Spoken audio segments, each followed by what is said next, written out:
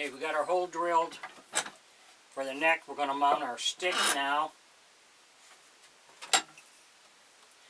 If you enjoy my videos, please like and subscribe on my YouTube page. I'd appreciate it.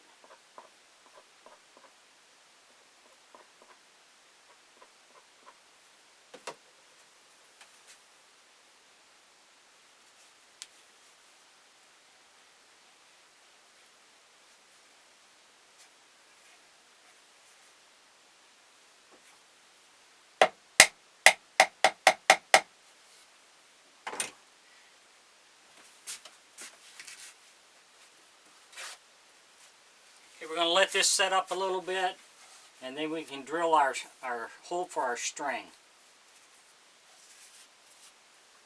Thanks for watching.